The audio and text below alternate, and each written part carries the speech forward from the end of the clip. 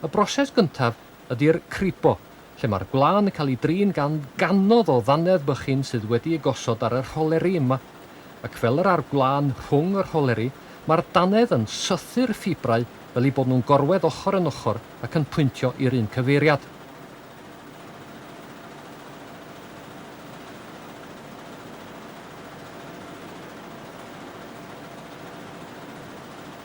Ar ddiwedd y broses yma, ar y rholeri ola, mae gennym riban llydan o wlân ysgafn ac mae hwn yn cael ei dynnu ffwrdd a'i yrru ymlaen i'r broses nesaf.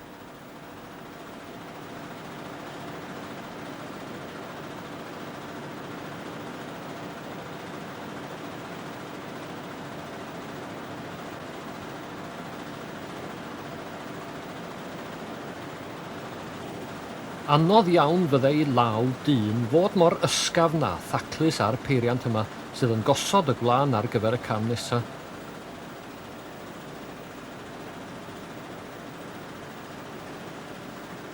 Fe renir y rhuban llydan o wlân yn stribedi a'i weindio'n rholiau wrth ymyl ei gilydd yn un rhes hir. Mae'r rhain rwan yn barod ar gyfer ei nyddu.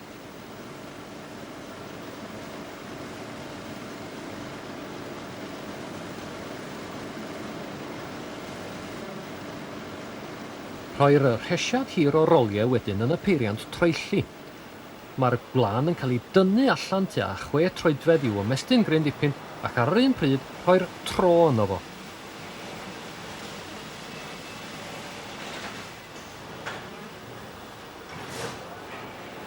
Mae'r peiriant wedyn yn mynd yn ei ôl gan weindio'r edafedd ar y bobyn, cyn cychwyn eilwaith ar yr un broses.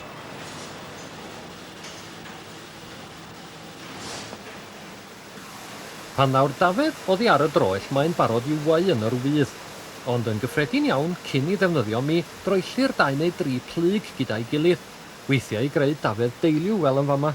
Mae gwlân y ddafad Jacob yn amrywio'n ei liw o frown tywyll i wyn, a 2 wahanol liw o wlân Jacob a gyfunir yma.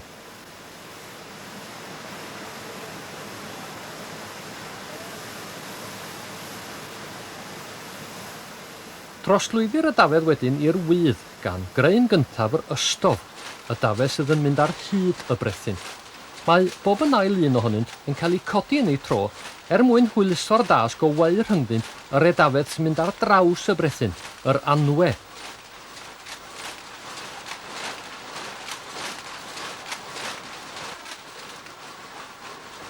Y wenol sy'n cynnwys yr edafedd sydd yn creu'r anwe ar draws y brethyn, ac wedi rhoi yn ei lle gydag ochr y peiriant, bydd yn barod i'w gyrru nôl ac ymlaen i weu rhwng edafedd yr ystof, ac yma mae 2 liw a 2 wenol wrth gwrs yn cael ei defnyddio bob yn ail ar gyfer yr anwe.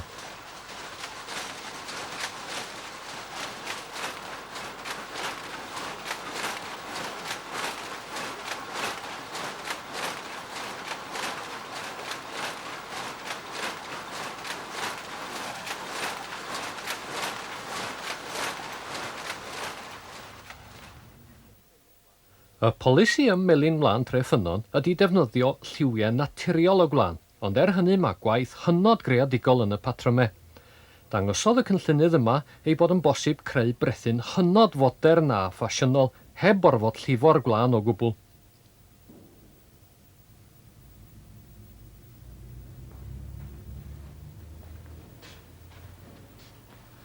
Mae'r gwlân oddi ar gefn yr Henafad Gymreig wedi dilyn llwybr Igon Trwyllog wedi gwau ffordd yn ôl yma i Treffynon, i'r felin wlân yn frethyn gorffenedig neu'n bellen o ddafedd. Ond nid dyna ddiwedd y stori. Mae taith y bellen wlân yn dod i ben yn aml iawn mewn gwledydd pell, megis Japan fel y gwelwn ni yn y cylchgrawn hwn. Ond mae diwedd yn stori ni yn dod yn ôl i Rug a Ceithyn Eryri. Mae hyd yn oed i ddillad ffasiynol fel hyn i gwerth ar y mynydd agored. Mae gwlân yn insiwleiddio'n dda ac yn unigryw yn ei fod o'n gallu cymryd i mewn dros chwarter i bwysau hun o leithder cyn iddo deimlo'n lyb. Ar y llaw arall, mi feder hefyd daflu dŵr i ffwr megis cefn chwaden. Fyddwn ni ddim yn synnu felly pe bai pob llanc o figel yn mynnu cael diwig fel ei braidd.